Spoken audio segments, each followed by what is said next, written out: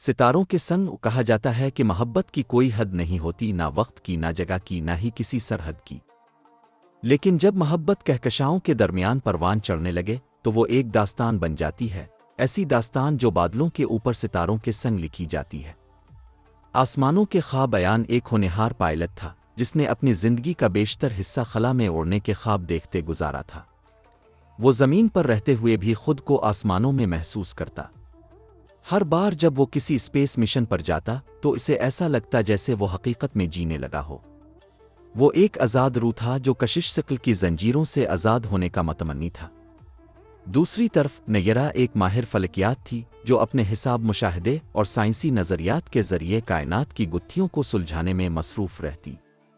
وہ ستاروں کو کھوجتی تھی، ان کی گردشوں اور رازوں کو سمجھنے کی کوشش کرتی تھی، لیکن خلا کو صرف ایک تحقیقاتی تجربہ سمجھتی تھی۔ اس کے نزدیک خلا کی وسعتیں محض سائنسی حقیقتیں تھیں جنہیں جذبات سے نہیں بلکہ منطق سے دیکھا جانا چاہیے۔ پہلی ملاقات یہ اس دن کی بات ہے جب زمین کے مدار میں ایک نیا مشن تشکیل دیا جا رہا تھا، ایک ایسا مشن جو ایک ایسے سیارے کی طرف جانا تھا جو بادلوں کے حسین غلاف میں لپٹا ہوا تھا۔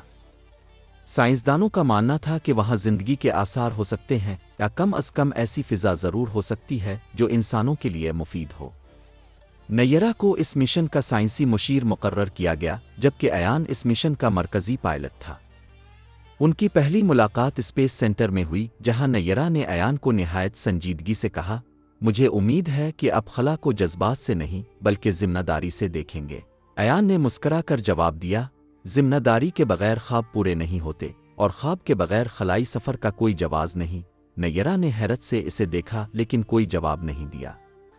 وہ جانتی تھی کہ ایان ایک لاپرواہ نہیں بلکہ ایک جنونی آدمی تھا جو خلا سے عشق کرتا تھا۔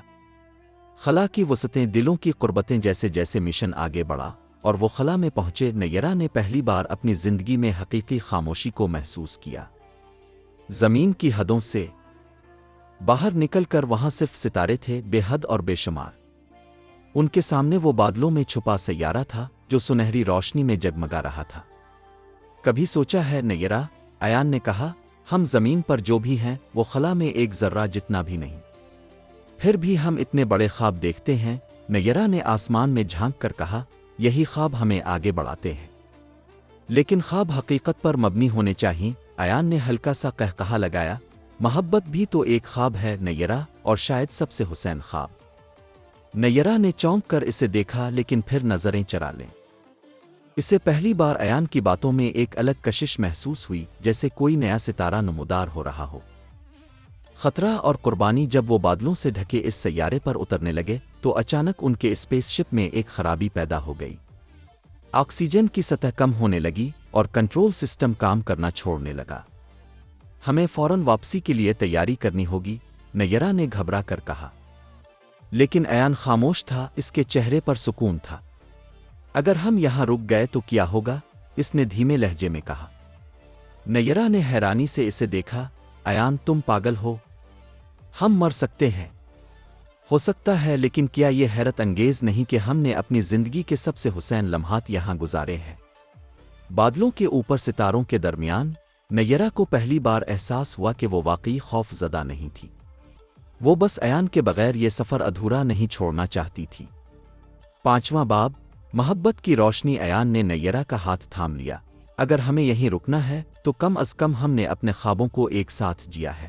نیرا نے پہلی بار اس کے لمس کو محسوس کیا اور ایک لمحے میں سب کچھ بدل گیا۔ خلا اب محض سائنسی حقیقت نہیں تھی، یہ محبت کی سرزمین تھی جہاں دو دل ایک دوسرے کی کشش میں قید ہو چکے تھے۔ اچانک کنٹرول سسٹم بحال ہونے لگا، جیسے قسمت نے ان پر مہربانی کی ہو۔ جہاز دوبارہ زمین کی طرف لوٹنے کے لیے تیار تھا، اور جیسے ہی وہ خلا میں واپس آئے، نیرا کی نظریں ستاروں پر نہیں بلکہ ایان پر تھیں۔ 6واں باب، زمین پر واپسی۔ محبت کی نئی پرواز۔ جب وہ زمین پر اترے تو نیرا کی زندگی بدل چکی تھی۔ وہ جو خلا کو صرف منطق کی نظر سے دیکھتی تھی، اب جان چکی تھی کہ ستاروں کے درمیان محبت کی روشنی بھی چمکتی ہے۔ ایان نے مسکراتے ہوئے کہا، تو اب خلا کو کیسے دیکھتی ہو؟ نیرا نے آسمان میں چمکتے تاروں کو دیکھ کر کہا، اب یہ مجھے خوابوں سے زیادہ حقیقت لگتا ہے، اور شاید محبت بھی۔ ایان نے اس کی طرف دیکھا، اور دونوں نے جان لیا کہ ان کا سفر ابھی ختم نہیں ہوا، یہ تو بس ایک نئی کہانی کا آغاز تھا۔ کہکشاؤں کے درمیان بادلوں کے اوپر ایک محبت نے جنم لیا تھا جو زمین کی حدوں سے آزاد تھی۔